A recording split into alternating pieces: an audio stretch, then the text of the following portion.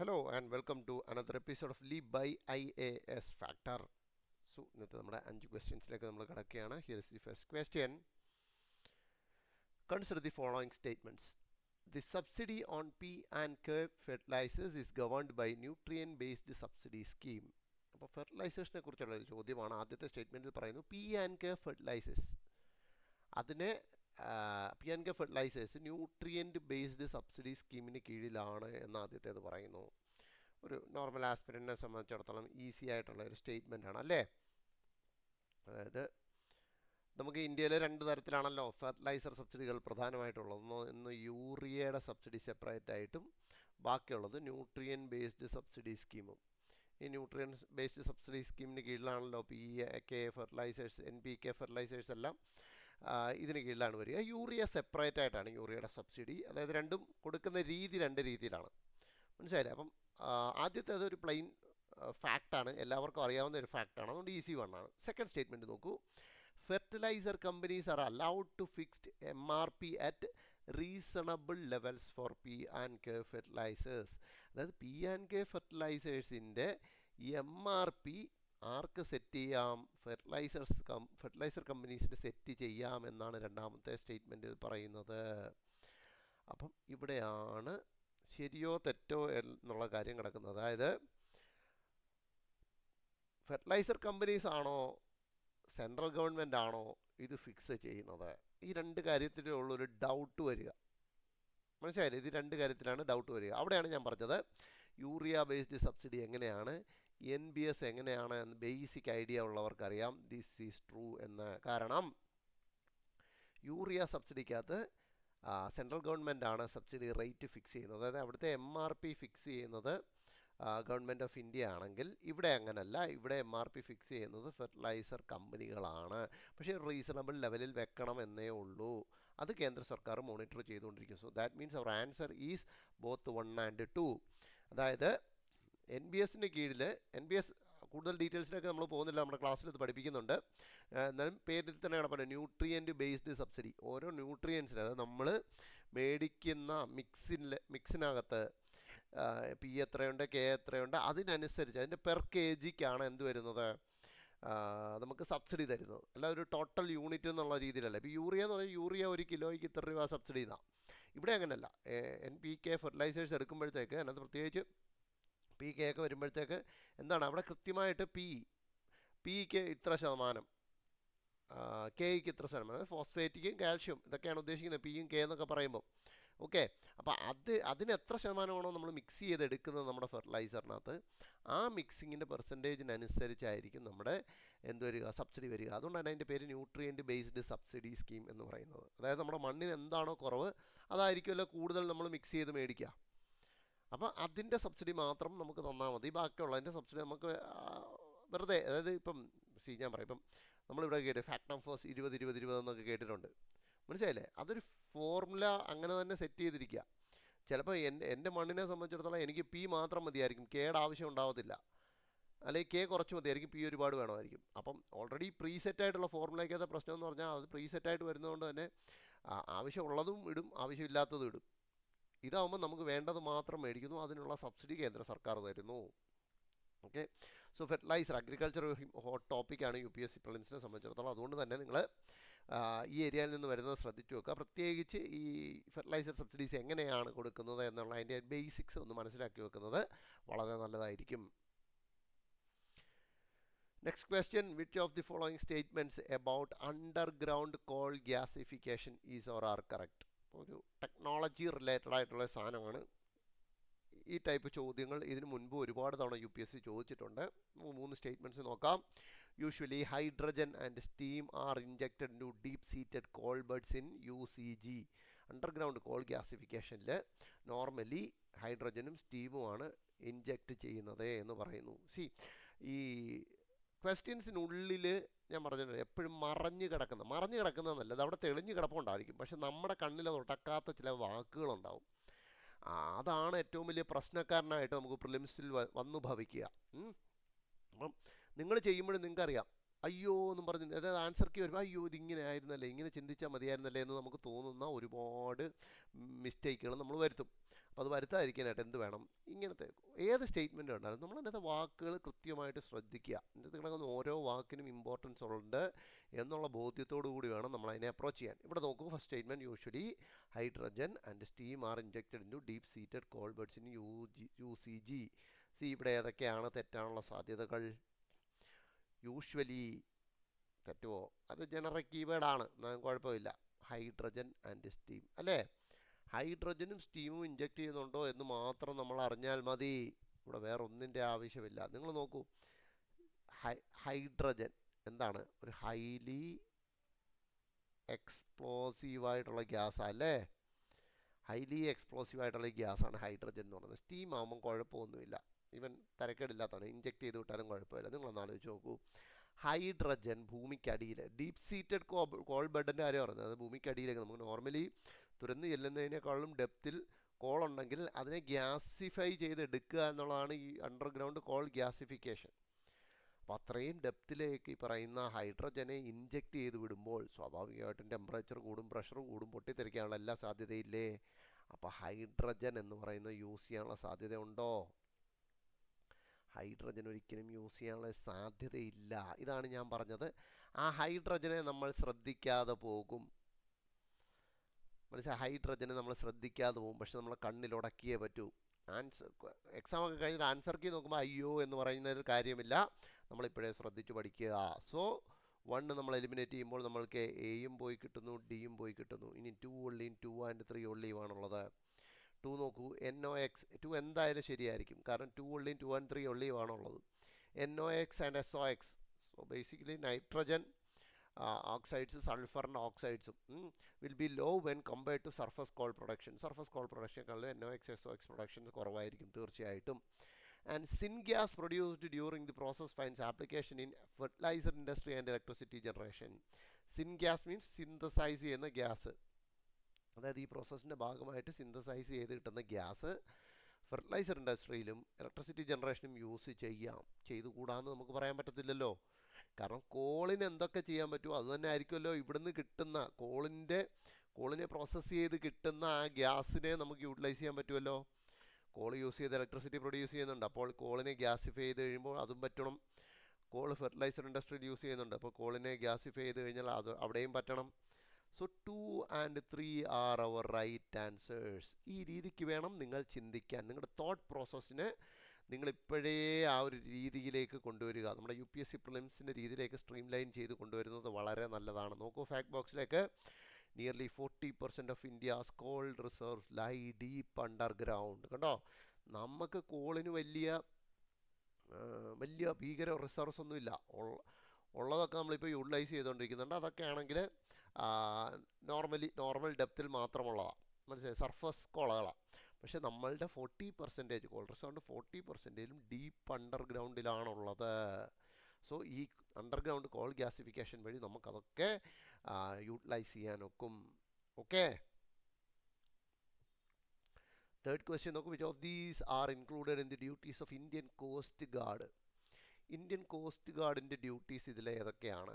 ഒരു കാലത്ത് UPSC ഇതേപോലത്തെ ഡിഫൻസ് പോലീസ് ഫോഴ്സസിനെ കുറിച്ചുള്ള ചോദ്യങ്ങൾ പ്രിലിംസിൽ ഒരുപാട് ചോദിച്ചിരുന്നു. ഒരു കാലത്ത്, ഒരുപാട് വർഷങ്ങൾക്ക് മുമ്പ്. കഴിഞ്ഞൊരു കുറേ വർഷങ്ങളായിട്ട് അത് ചോദിക്കുന്നില്ലായിരുന്നു. പക്ഷെ വീണ്ടും കഴിഞ്ഞ 1-2 വർഷത്തെ ക്വസ്റ്റ്യൻ പേപ്പേഴ്സ് എടുത്ത് നോക്കുകയാണെങ്കിൽ സിമിലർ ലൈൻ പിടിച്ചിട്ട് വീണ്ടും ചോദ്യങ്ങൾ വന്നു തുടങ്ങിയിട്ടുണ്ട്. അതുകൊണ്ട് തന്നെ കഴിഞ്ഞ കുറച്ച് ദിവസങ്ങളായിട്ട് ന്യൂസിലുള്ള ഇന്ത്യൻ കോസ്റ്റ് ഗാർഡിനെ നമ്മൾ ശ്രദ്ധിക്കണം. അപ്പോൾ ഇന്ത്യൻ കോസ്റ്റ് ഗാർഡിൻ്റെ ഡ്യൂട്ടി ഇതിൽ ഏതൊക്കെയാണെന്നാണ് ചോദ്യം. Safety and protection of artificial islands and offshore terminals, assistance to fishermen in distress at sea. അതെന്തായാലും ട്രൂ നമ്മൾ പറയും അല്ലേ? അതായത് കടലിൽ പെടുന്ന മത്സ്യബന്ധനക്കാർക്ക് സഹായം സ്വാഭാവികമാണ്. പ്രൊട്ടക്ഷൻ ഓഫ് മറൈൻ ഇക്കോളജി ഉണ്ടാവണമല്ലോ. Enforce maritime laws with respect to sea poaching, smuggling and narcotics. നമ്മളൊക്കെ ഒരുപാട് സിനിമകൾ കണ്ടിട്ടുള്ളതാണ് അല്ലേ? അപ്പോൾ നമുക്കറിയാം അവിടെയൊക്കെ കോസ്റ്റ് ഗാർഡിൻ്റെ ഇടപെടലുകൾ. അതിപ്പം ഏത് പടം എടുത്ത് നോക്കിയാലും അവിടെയൊക്കെ ഇതേപോലെ സീ റിലേറ്റഡ് ആയിട്ടുള്ള സ്മഗ്ലിങ്ങോ പോച്ചിങ്ങോ ഒക്കെ നടക്കുന്നുണ്ടെങ്കിൽ അവിടെയൊക്കെ കോസ്റ്റ് ഗാർഡ് ഇടപെടുന്നതായിട്ട് നമ്മൾ ഒരുപാട് സിനിമയിൽ കണ്ടിട്ടുണ്ട്. സോ 2, 3, 4 ഒക്കെയാണ്. 1-ലാണ് ഇനി ഒരു ചെറിയ ഡൗട്ടെങ്കിലും ആർക്കെങ്കിലും. Safety and protection of artificial islands and offshore terminals. നിങ്ങളൊന്ന് ആലോചിച്ച് നോക്കൂ, ഈ ഓഫ് ഷോർ ടെർമിനൽ എന്നൊക്കെ പറയുമ്പോൾ എന്തിനു വേണ്ടിയുള്ളതായിരിക്കും? ഓയിൽ ഡ്രില്ലിങ്ങിന് വേണ്ടിയുള്ളതായിരിക്കും അല്ലേ. ഇപ്പം നമ്മുടെ ബോംബെ ഹൈയിലൊക്കെ നോക്കുക, അതൊക്കെ ഓഫ് ഷോർ, അതായത് കടലിനുള്ളിൽ നിന്നാണ് എന്താ ഈ ഡ്രില്ലിങ് നടത്തുന്നത്. അപ്പോൾ അവിടെ എന്താ വേണം, ഓഫ് ഷോർ ടെർമിനൽസ് കെട്ടിപ്പടുക്കണം വേണ്ടേ. അതിൻ്റെയൊക്കെ സെക്യൂരിറ്റി അപ്പോൾ ആര് നോക്കും? കരയിൽ നിൽക്കുന്ന പോലീസ് അല്ലല്ലോ ചെയ്യേണ്ടത്, അത് ഇന്ത്യൻ കോസ്റ്റ് ഗാർഡിൻ്റെ കയ്യിലാണ്. That means 1, 2, 3 and 4 are right answers. Okay, coast ഗാർഡിനെ കുറിച്ച് കൂടുതൽ ശ്രദ്ധിച്ചു വെക്കുന്നത് നല്ലതാണ്. കോസ്റ്റ് ഗാർഡ് ഒരു സ്റ്റാറ്റ്യൂട്ടറി ബോഡിയാണ്, established by the Coast Guard Act of 1978 and it operates under the Ministry of Defence. തെറ്റരുത്, നമ്മൾ ഇതിനു മുമ്പ് ഒരു എപ്പിസോഡിൽ ഹോം മിനിസ്ട്രിക്ക് കീഴിലുള്ള പോലീസ് ഫോഴ്സസിൻ്റെ, റിസർവ് പോലീസ് ഫോഴ്സസിൻ്റെയൊക്കെ പേരുകൾ നമ്മൾ പഠിച്ചു. അതേപോലെ തന്നെ ഇവിടെ നോക്കുകയാണെങ്കിൽ ഇത് മിനിസ്ട്രി ഓഫ് ഡിഫൻസിന് കീഴിലാണ് വർക്ക് ചെയ്യുന്നത്. ഒരു ചോദ്യം വരുന്നു, റെഡ് സാൻഡേഴ്സ് ആണ് നമ്മുടെ വിഷയം, രക്തചന്ദനം അല്ലേ, പുഷ്പ. ഇപ്പോൾ 4 സ്റ്റേറ്റ്മെൻറ്റ്സ് ഇവിടെ തന്നിട്ടുണ്ട്. Consider the following statements. ശ്രദ്ധിക്കണം, കൺസിഡർ ദി ഫോളോയിങ് എന്ന് പറഞ്ഞാൽ ഓരോ സ്റ്റേറ്റ്മെൻറ്റിനെ സൂക്ഷിച്ച് ശ്രദ്ധിക്കാൻ ആദ്യം തന്നെ പറയുന്നുണ്ട്. Red sanders is endemic to specific locations in eastern Ghats. ഈസ്റ്റേൺ ഗാഡ്സിൻ്റെ ചില ലൊക്കേഷൻസിലാണ് എന്താ റെഡ് സാൻഡേഴ്സ് എൻഡമിക് ആയിട്ടുള്ളത് എന്നാണ് പറയുന്നത്. സ്വാഭാവികമായിട്ടും ആ വാക്കുകൾ ശ്രദ്ധിക്കണം എന്നതിനാണ് ഞാൻ പറയുന്നത്. എൻഡമിക് എന്ന് പറയുന്നത് എന്താ, സ്വാഭാവികമായി വളർന്നു വരുന്നത്, അതാണ് എൻഡമിക് എന്നുള്ള വാക്കിൻ്റെ അർത്ഥം. എവിടെയാണ്? ഈസ്റ്റേൺ ഗാഡ്സിലാണ് എന്ന് പറയുന്നു. സോ ഇന്ത്യയുടെ മാപ്പ് നോക്കുകയാണെങ്കിൽ എന്താണ്, ഇങ്ങനെ സൗത്ത് ഇങ്ങനെ കിടക്കുകയാണല്ലേ, ഇവിടെ വെസ്റ്റേൺ ഗാഡ്സ്, ഇവിടെ ഇങ്ങനെ ഈസ്റ്റേൺ ഗാഡ്സ് കിടപ്പുണ്ട്. സ്പ്രെഡായിട്ട് കിടക്കുക, എന്താ ഡിസ്പേഴ്സ്ഡ് ആയിട്ടാണ് കിടക്കുന്നത്. കണ്ടിന്യൂറ്റി വളരെ കുറവാണ്. അപ്പോൾ നോക്കൂ, നമുക്കറിയാം പുഷ്പ സിനിമയ്ക്കകത്ത് പുഷ്പ വെട്ടിക്കൊണ്ട് പോകുന്നത് രക്തചന്ദനം. പുഷ്പ എന്ന് പറയുന്നത് തെലുങ്ക് പടം. തെലുങ്ക് എന്ന് പറയുമ്പോൾ ഈ സൈഡ് ഈസ്റ്റേൺ സൈഡിലേക്ക് വരണം അല്ലേ. അപ്പോൾ നോക്കിക്കേ, റെഡ് സാൻഡേഴ്സ് ഈസ്റ്റേൺ ഗാഡ്സിൽ എൻഡമിക് ആയിട്ടുള്ളതാണ്. ട്രൂ ആവത്തില്ലേ? ആകണമല്ലോ. കാരണം എന്താ, ആന്ധ്ര സൈഡിലാണല്ലോ ഈസ്റ്റേൺ ഗാഡ്സ് പാസ് ചെയ്യുന്നത്. സ്വാഭാവികമായിട്ടും പുഷ്പ വെട്ടിയ മരങ്ങൾ ആന്ധ്രാപ്രദേശിലെ ഏതോ കാട്ടിൽ നിന്നാവണം. സോ 1 കറക്റ്റ് ആവുന്നുണ്ട്. സെക്കൻഡ് സ്റ്റേറ്റ്മെൻറ്റ് നോക്കൂ, red sanders is cultivated in the States of Andhra, Tamil Nadu, Karnataka and Odisha. 1 true ആയിട്ട് എടുക്കുന്നവരെ സംബന്ധിച്ചിടത്തോളം ഇവിടെ ഡൗട്ട്ഫുൾ സാധനം കിടപ്പുണ്ട്. കാരണം എന്താ, ആന്ധ്ര, തമിഴ്നാട്, ഒഡീഷ ഇത് 3 ഓക്കെ, ഏത് ഈസ്റ്റേൺ സൈഡിൽ കിടക്കുന്നതാണ്. കർണാടക പക്ഷേ വെസ്റ്റേൺ സൈഡിൽ കിടക്കുന്നതാണ്. സോ ലോജിക്കലി ഇതെന്താണ്, റോങ് ആയിട്ട് വരണം അല്ലേ. കാരണം കർണാടക എന്ന് പറയുമ്പോൾ ഈ സൈഡിൽ കിടക്കുന്നതാണ്, ബാക്കി 3ഉം ഈസ്റ്റേൺ സൈഡിലുള്ളതാണ്. അപ്പോൾ അതുകൊണ്ട് കർണാടക ഇതിനകത്ത് പെടാൻ സാധ്യതയില്ല എന്നൊരു ലോജിക്കിലേക്ക് നമ്മൾ എത്താനുള്ള സാധ്യതയുണ്ട്. അത് അവിടെ ഇരിക്കട്ടെ, ഞാൻ പറയാം. ഓക്കെ, നിങ്ങളിവിടുത്തെ ഒരു വാക്ക് ശ്രദ്ധിക്കൂ. എന്താ പറഞ്ഞേക്കുന്നത്? റെഡ് സാൻഡേഴ്സ് ഈസ് കൾട്ടിവേറ്റഡ് എന്നാണ് പറഞ്ഞേക്കുന്നത്. എൻഡമിക് എന്ന ആദ്യത്തെ സ്റ്റേറ്റ്മെൻറ്റിൽ പറഞ്ഞു. സ്വാഭാവികമായി കാടുകളിൽ വളരുന്നത് ഈസ്റ്റേൺ ഗാഡ്സിലാണെന്ന് ഒന്നാമത്തെ സ്റ്റേറ്റ്മെൻറ്റിൽ പറഞ്ഞു. രണ്ടാമത്തെ സ്റ്റേറ്റ്മെൻറ്റ് അത് എന്താ പറയുന്നത്, കൾട്ടിവേറ്റഡ് എന്നാണ് പറയുന്നത്. ഇതുകൊണ്ടാണ് ഞാൻ പറഞ്ഞത് വേർഡ്സ് ശ്രദ്ധിക്കണം. കൾട്ടിവേറ്റഡ്, കൃഷി ചെയ്യുന്നുണ്ട് എന്നാണ് പറയുന്നത്. കർണാടകയിൽ കൃഷി ചെയ്യുന്നില്ല എന്ന് പറയാനായിട്ട് നമ്മുടെ കയ്യിൽ പ്രത്യേകിച്ച് തെളിവൊന്നുമില്ല. ലോജിക്കലി വേണമെങ്കിൽ മറ്റിടത്ത് വളരുന്നു, അവിടുത്തെ കാലാവസ്ഥ തന്നെ പറ്റത്തുള്ളൂ, അതുകൊണ്ട് നമുക്ക് ക്ലാക്ക് ചെയ്യാം. ഓക്കെ, എന്നാലും അവിടെ ഇരിക്കട്ടെ. സെക്കൻഡ് ഞാനിപ്പോഴും ഒന്നും ചെയ്യുന്നില്ല. തേർഡിലേക്ക് പോകാം. It is listed as vulnerable in the IUCN red list and falls in appendix 2 of CITES. IUCN red list പ്രകാരം ഇത് വൾണറബിൾ ആണ് എന്ന് പറയുന്നു. IUCN റെഡ് ലിസ്റ്റിലെ കാറ്റഗറൈസേഷൻ അറിയാമല്ലോ, വൾണറബിള്, എൻഡേഞ്ചേർഡ്, ക്രിട്ടിക്കലി എൻഡേഞ്ചേർഡ്, ഇങ്ങനെ പോകും. അതായത് ആ ലിസ്റ്റിംഗ് പ്രകാരം വൾണറബിൾ എന്ന് പറഞ്ഞാൽ ലീസ്റ്റ് കൺസേൺ ആയിട്ട് വരുന്നത്. ലീസ്റ്റ് കൺസേൺ വേറെണ്ണം കൂടെ ഉണ്ട്, അങ്ങനെയല്ല ഞാൻ പറഞ്ഞത്. അതായത് വലിയ എന്താ പറയേണ്ടത്, വലിയ കുഴപ്പമൊന്നുമില്ല അതിൻ്റെ വളർച്ചയ്ക്ക്, വലിയ ഭീഷണിയൊന്നുമില്ല. പോച്ചേഴ്സിൽ നിന്നും അങ്ങനെ മരം വെട്ടുകാരിൽ നിന്നും ഒന്നും ഒരു ഭീഷണി വലുതായിട്ടില്ലാത്ത ധാരാളം എണ്ണം മരങ്ങളുണ്ട് ഇപ്പോഴും എന്ന് പറയുന്നതാണ് വൾണറബിൾ എന്ന് പറയുന്ന കാറ്റഗറി. വൾണറബിളിനേക്കാൾ കുറച്ചുകൂടെ ഭീഷണിയുള്ള സ്റ്റേറ്റസാണ് എൻഡേഞ്ചേർഡ്. അതിനേക്കാളും നല്ല ഭീഷണിയുള്ളതാണ് ക്രിട്ടിക്കലി എൻഡേഞ്ചേർഡ് എന്ന് പറയുന്നത്. നിങ്ങൾ നോക്കൂ, വൾണറബിളായിട്ടുള്ളൊരു മരം മാത്രമായിരുന്നെങ്കിൽ പുഷ്പയ്ക്ക് ഇത്ര വലിയ പാടുപെടേണ്ടി വരുമായിരുന്നോ? സ്വാഭാവികമായിട്ടും നമ്മുടെ നാട്ടിൽ കിട്ടുന്ന പോലെക്ക് തേക്കോ പ്ലാവോ ഇതൊക്കെയാണെന്നുണ്ടെങ്കിൽ, അതേപോലെയൊക്കെ ഒരു കാറ്റഗറിയിൽ പെടുന്നതാണെന്നുണ്ടെങ്കിൽ പുഷ്പ ഇത്ര പാടുപെടണമായിരുന്നോ? പുഷ്പയ്ക്ക് സുഖമായിട്ട് വെട്ടിവിറ്റാൽ പോരായിരുന്നോ? അപ്പോൾ അവിടെയാണ് നമ്മൾ ചിന്തിക്കേണ്ടത്. അതൊരു വൾണറബിൾ ആയിരിക്കാനുള്ള സാധ്യത കുറവല്ലേ എന്ന് നമ്മൾ ചിന്തിക്കണം. ആയിരുന്നെങ്കിൽ പുഷ്പ ഈസി ആയിട്ട് അത് വെട്ടിവിറ്റേനും പുഷ്പയുടെ പുറകിന് പോലീസ് എല്ലാത്തും ഇല്ലായിരുന്നു. സോ ആ ഒരു ലോജിക്ക് വെച്ചിട്ട് എന്താ ഇത് വൾണറബിൾ ആയിരിക്കത്തില്ല എന്നൊരു ഗസ് നിങ്ങൾക്ക് അടിക്കാം. അപ്പൻഡിക്സ് 2-ലാണോ 1-ലാണോ എന്നുള്ളതിനപ്പുറത്തേക്ക് അത് വലിയ പാടാണ് അത് പഠിച്ചു വെക്കാൻ, മനസ്സിലായില്ലേ? അതിനപ്പുറത്തേക്ക് നിങ്ങൾക്ക് ഇത് ഗസ് ചെയ്യാം. സോ അങ്ങനെ നോക്കുകയാണെങ്കിൽ ഞാൻ 3 റോങ് ആയിട്ട് എടുക്കുകയാണെങ്കിൽ എന്നെ സംബന്ധിച്ചിടത്തോളം ഇത് പോകും, ഇത് പോകും, ഇത് പോകും. എന്നാലും ഉറപ്പിക്കാൻ കഴിയുന്നില്ലെങ്കിൽ 4ത്തിലേക്ക് പോകുക. Under the foreign trade policy of India, import of red sanders is restricted while export is prohibited എന്നാണ് പറഞ്ഞിരിക്കുന്നത്. അതായത് ഫോറിൻ ട്രേഡ് പോളിസി പ്രകാരം രക്തചന്ദനം ഇറക്കുന്നതിന് റെസ്ട്രിക്ഷൻ ഉണ്ട്. അതായത് നിബന്ധനകൾ, കടുത്ത നിബന്ധനകളോട് കൂടി മാത്രമേ ഇറക്കാനൊക്കത്തുള്ളൂ. പക്ഷേ ഈ എക്സ്പോർട്ട് പ്രൊഹിബിറ്റ് ചെയ്ത് വെച്ചിരിക്കുകയാണ് എന്നാണ് പറയുന്നത്. കയറ്റി വിടാൻ പറ്റത്തില്ല. ഇങ്ങോട്ട് വേണമെങ്കിൽ ഇറക്കാം, പക്ഷെ കടുത്ത നിബന്ധനകളോട് കൂടിയായിരിക്കും. അതിനകത്തൊരു പ്രശ്നം നിങ്ങൾക്ക് ഫീൽ ചെയ്യുന്നില്ലെങ്കിൽ നിങ്ങളുടെ ലോജിക്ക് കറക്റ്റായിട്ടല്ല വർക്ക് ചെയ്യുന്നത് എന്നാണ് അർത്ഥം. ഒന്നാമത് ഇങ്ങനത്തെ എന്താ പറയേണ്ടത്, അങ്ങോട്ടും ഇങ്ങോട്ടും ഇൻ്റർചേഞ്ച് ചെയ്യാൻ പറ്റുന്ന വേർഡ്സ് യൂസ് ചെയ്തിട്ട് നമുക്ക് ഒരേ സ്റ്റേറ്റ്മെൻറ്റിൽ തന്നെ രണ്ടിടത്ത് ഇങ്ങനെ തരുന്നുണ്ടെങ്കിൽ അത് ഉറപ്പായിട്ടും ഒരു 90% കേസിൽ, ഇവിടെ ഞാൻ പറയാം, ഇവിടെ കണ്ടോ, ഇവിടെ റെസ്ട്രിക്റ്റഡും പ്രൊഹിബിറ്റഡും ഇൻ്റർചേഞ്ച് ചെയ്തൂടെ? റെസ്ട്രിക്റ്റഡും പ്രൊഹിബിറ്റഡും അങ്ങോട്ടും ഇങ്ങോട്ടും മാറ്റിയിടാവല്ലോ അല്ലേ? അതായത് എനിക്ക് സ്റ്റേറ്റ്മെൻറ്റ് ഇങ്ങനെ വായിക്കാം, import of red sanders is prohibited എന്നും വായിക്കാം, എക്സ്പോർട്ട് ഈസ് റെസ്ട്രിക്റ്റഡ് എന്നും വായിക്കാം അല്ലേ?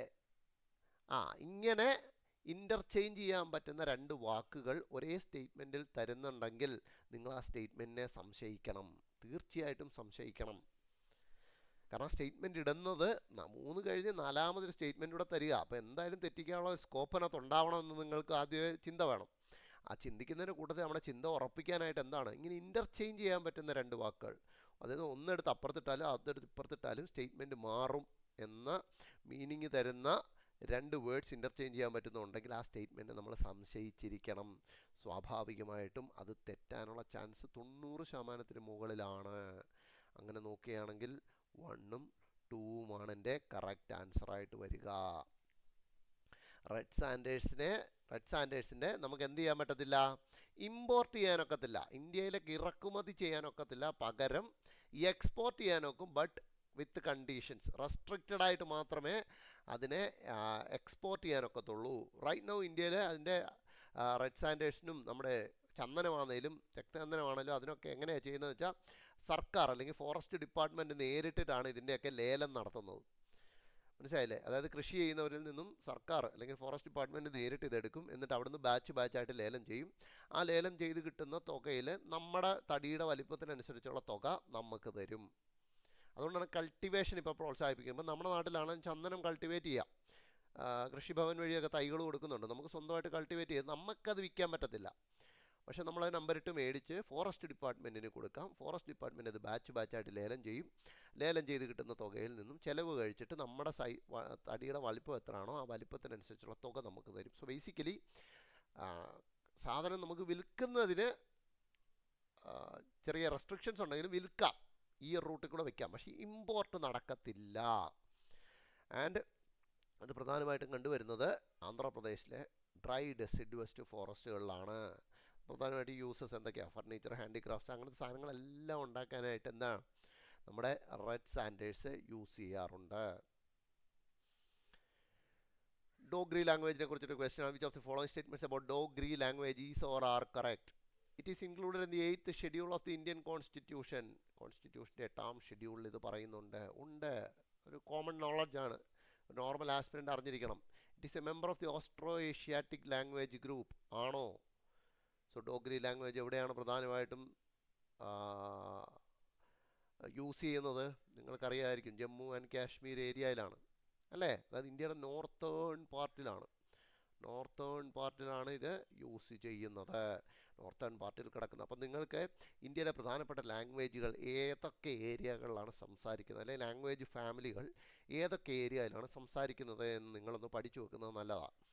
ഇങ്ങനെ എടുക്കുകയാണെങ്കിൽ സൗത്ത് ഇന്ത്യയിൽ എന്താണ്, ദ്രവീഡിയൻ ലാംഗ്വേജ് അല്ലേ? ദ്രവീഡിയൻ ലാംഗ്വേജാണ്. സെൻട്രൽ ഇന്ത്യയിലേക്ക് വരുമ്പോഴോ നോർത്ത് ഇന്ത്യയിലേക്ക് വരുമ്പോഴോ വേറെ ഏതാണ്?